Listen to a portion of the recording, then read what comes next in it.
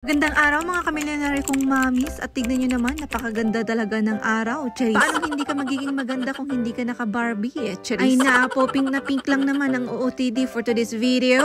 Ala, sige ipost mo, data tag 35 pesos nga badum. Charis. So yun na nga't magsisimba nga kami kaya ayan pa Barbie ang OOTD. So, habang naglalakad nga kami ito at nakita ko nga itong bayabas dito sa may kapitbahay namin. Ay naapo pa nagbubunga ti bayabas tata. Ay naapo, di kami man lang makaraman dito'y bagyo. Charis. So yun na nga't nauna na nga itong aking mag-ama habang ako'y nag-aura. Ni nagpintas nga ro ti lighting na kunak nga ro. Naipanira lang di bag ni Arkidandan nga nagdakkel. Paano ba't anyan yung mga dede niya kaya ayan ang bigat ng bag niya na buhat-buhat ko. So ayan tumawid na nga kami sa kabilang bangir para mag-taxi. Kaso nga lang kapag naghihintay ka ng taxi ay naapo awanda. Pero kapag hindi mo kailangan ng taxi ay naapo sila pang maghahanap sa iyo. Ganun. Charis. At ito na nga andito na nga kami sa church. Siyempre magpapasalamat na naman tayo sa lahat ng biyaya na pinagkaloob niya. Dito nga kami sa may Saint Lady of Lourdes nagsimba. Dito lang naman sa may tabi ng Burnham. Siyempre, mas malapit sa may palaruan ni Arkidandan kaya dito kami magsisimba for today's video. At ayan, nakapagtirik na nga rin ako ng kandila. And in fairness, ginalingan ni Daddy Dandan mag-video. Kaya ayan, kahit pa paano maganda yung talokogenic ko at charis. At ito, tinakbuhan na naman ako ng dalawa ay naapo taga kamataklatan. Kaschay. Ganda rin kasi yung taas nito at meron din tirikan ng kandila dyan. At ito nga si Arkidandan basta nga makakita rin ng hagdan ay naapo. Hindi rin patalo, kailangan din niyang akyatin. Ganun. So ayan, tapos na nga kami nag-thank you Lord kaya ayan, nag-CR na din kami. Ako lang ba yung ganito na kapag nandito sa may simbahan ay naiihi, ay naapo. Kaya ayan, napasilpin na rin ako pagkatapos kong umihi. At ito na nga ang dadidandan na ang sarap binyagan ang kanyang show S. O de wow. Barong ngarod ka no, isungal alagaan na. Kasjay. Paano ba't apakaputi?